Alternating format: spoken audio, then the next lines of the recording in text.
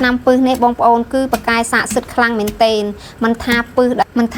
ត្រូវពោះចឹកត្រូវក្អែបខាំត្រូវខ្ទួយតិចខ្ចាដំរីតិចឬមួយក៏ឆ្មាខាំឆ្កែខាំឬមួយក៏បងប្អូនមុតគ្រឿងដូចជាតេតាណូសដូចជាមុតកំវិតមុតដៃគោមុតអីហ្នឹងគឺបងប្អូនអាចយកថ្នាំនេះទៅព្យាបាលបានចាជំរាបសួស្តីបងប្អូនទាំងអស់គ្នានៅថ្ងៃនេះដែរនាងខ្ញុំមានពិធីធ្វើថ្នាំខ្មែរបែបម្យ៉ាងដើម្បីមកចែកជូនបងប្អូនទាំងអស់គ្នាហើយថ្នាំដែលខ្ញុំបានបង្ហាញបងប្អូនពីវិធីធ្វើនេះមានឈ្មោះថាថ្នាំព្យាបាលពឹសការធ្វើថ្នាំពឹសនេះដែរបងប្អូនគ្រឿងផ្សំគឺបងប្អូនត្រូវមាន3មុខមានដូចជាក្រូចឆ្មាទឹកឃ្មុំហើយនិងស្រាសចាជាដំបូងគឺបងប្អូនត្រូវយកក្រូចឆ្មាហ្នឹងគឺក្រូចឆ្មាខ្មែរបងប្អូនយកក្រូចឆ្មាហ្នឹងមកហើយគឺយើងយកមកដំលើជ្រុញដំវាឲ្យបែកសាច់ចាពេលដែលដំឲ្យបែកសាច់ហើយបងប្អូននឹងឃើញគ្រាប់វាខ្ចាយចេញអញ្ចឹងបងប្អូនត្រូវយកគ្រាប់ហ្នឹងមកដំដែរបងប្អូនគឺត្រូវដំឲ្យបែកទាំងអស់ទាំងក្រូចទាំងផ្លែក្រូចទាំងគ្រាប់ក្រូចនៅពេលដែលបងប្អូនដំចានៅពេលដែលបងប្អូនដំទៅគឺវាខ្ចាយខ្លាំងវាខ្ចាយទឹកចេញញ៉ៃញ៉ៃអញ្ចឹងបងប្អូនប្រកាសជាឆ្ងល់ហើយហេតុអីក៏មិនហាន់វាចាំបាច់ចូលក្នុងកែវឲ្យទៅចាំបាច់តែដំនាំប្រវាក់ខ្ចាយធ្វើអីចាគឺសម្រាប់ថ្នាំនេះដែរគឺគេតម្រូវឲ្យយើងដំដើម្បីឲ្យវាបែកទាំងសាច់ក្រូចបែកទាំងគ្រាប់ហើយបែកទាំងសម្បកវាដើម្បីសម្បីតែសម្បកវាគឺជាតិថ្នាំនៅក្នុងនឹងដែរណាបងប្អូនហើយថ្នាំពឹសនេះបងប្អូនគឺបកាយសាកសិទ្ធខ្លាំងមែនទែនមិនថាពឹសត្រូវពោះចឹកត្រូវក្អែបខាំត្រូវខ្ទួយតិចខ្ចាដំរីតិចឬមួយក៏ឆ្មាខាំឆ្កែខាំឬមួយក៏បងប្អូនមុតគ្រឿងដូចជាតេតាណូសដូចជាមុតកំវិតមុតដៃគោមុតអីហ្នឹងគឺបងប្អូនអាចយកថ្នាំនេះទៅព្យាបាលបានបើសិនជាបងប្អូនត្រូវមុតកំវិតឬមុតដៃគោឬមួយក៏ឆ្មាខាំឆ្កែខាំបងប្អូនគ្រាន់តែយកសម្លេចជ្រលក់ជាមួយនឹងថ្នាំហ្នឹងហើយបងប្អូនយកទៅបិទទៅពីលើមុខរបួសហ្នឹងទៅបងប្អូននឹងទុក15នាទីបងប្អូននឹងឃើញថាបងប្អូននឹងមានអាការៈថាបាត់ឈឺបាត់ចុកចាប់ហើយបើសិនជាបងប្អូនដូចជាបងនៅក្នុងស្រែចម្ការនៅក្នុងព្រៃគាត់ត្រូវពោះចឹកពោះខាំអីអញ្ចឹងបងប្អូនគឺបងប្អូនត្រូវយកថ្នាំនេះមកបិទលើមុខរបួសហើយមួយថ្ងៃដូរវា2ទៅ3ដងហើយបងប្អូនត្រូវយកថ្នាំនេះមកញ៉ាំចំនួនម្ដង1ស្លាបព្រាបាយបងប្អូន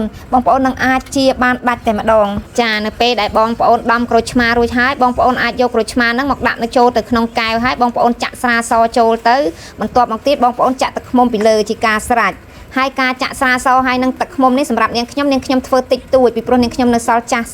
ច្រើនក្រែលហើយអញ្ចឹងនាងខ្ញុំធ្វើដបចំនួន80 ml ដោយនាងខ្ញុំប្រើក្រូចឆ្មាចំនួន3គ្រាប់ស្រាសនាងខ្ញុំប្រើប្រហែលជា70%ទឹកឃ្មុំ30%ហើយនៅពេលដែលនាងខ្ញុំចាក់ចូលហើយកែវពេញបន្ទាប់មកបងប្អូនអាចយកចង្កឹះក៏បានស្អីក៏បានឲ្យទៅថាអាចកូរបានសម្រាប់នាងខ្ញុំកែវនេះតូចនាងខ្ញុំយកចង្កឹះកូរហើយបងប្អូនក្លុកវាទៅហើយជាការស្រេចនៅពេលដែលបងប្អូនធ្វើរួចហើយបងប្អូនយកថ្នាំមកថើបមើលបងប្អូនគឺឈ្ងុយខ្លាំងណាស់ដោយសារតែថ្នាំនេះគឺគ្រឿងផ្សំរបស់វាក៏ឆ្មាខ្មែរហើយទឹកឃ្មុំសុទ្ធរបស់ខ្មែរបងប្អូនឃើញនាងខ្ញុំចាក់មិញទឹកឃ្មុំមិញពណ៌ខ្មៅហើយខាប់ដោយសារតែទឹកឃ្មុំរបស់នាងខ្ញុំហ្នឹងគឺវា2ឆ្នាំហើយបងប្អូនប៉ុន្តែទឹកឃ្មុំហ្នឹងទឹកឃ្មុំសុទ្ធដោយសារវាមានអាយុកាលយូរទៅវាធ្វើឲ្យទឹកឃ្មុំហ្នឹងទៅជាខ្មៅហើយឡើងខាប់ដោយសារតែនាងខ្ញុំដាក់ចូលក្នុងទូទឹកកកបងប្អូនអញ្ចឹងសម្រាប់ការធ្វើថ្នាំនេះដែរបើសិនជាបងប្អូននៅខាងស្រែចម្ការឬមួយក៏បងប្អូនត្រូវការចូលព្រៃអីបងប្អូនអាចធ្វើមួយកែវដាក់តាមខ្លួនពិតជាល្អខ្លាំងណាស់បងប្អូនដោយសារបងប្អូនអាចនៅឆ្ងាយពីពេទ្យនៅឆ្ងាយពីផ្សារអញ្ចឹងបើមិនសិនជាមានបញ្ហាអីដោយនិយាយថាហេតុបងប្អូនអាចយកថ្នាំនេះមកប្រើជំនួសបានពិតជាល្អខ្លាំងណាស់បងប្អូនសម្រាប់បងប្អូនបើសិនជាចង់ធ្វើច្រើនជាងនាងខ្ញុំក៏បានដែរដោយបងប្អូនប្រើក្រូចឆ្មារៀងច្រើនជាងនាងខ្ញុំទៅហើយបងប្អូនយកស្រាសឲ្យរៀងច្រើនទៅបរិមាណមើលកំណត់ថាស្រាស70%ទឹកឃ្មុំ30%ទៅបងប្អូនការធ្វើថ្នាំនេះដែរបងប្អូនទុកកាន់តែយូរកាន់តែល្អកាន់តែងុំកាន់តែមានប្រសិទ្ធភាពខ្ពស់សម្រាប់បងប្អូនដែលគាត់ចង់ធ្វើច្រើន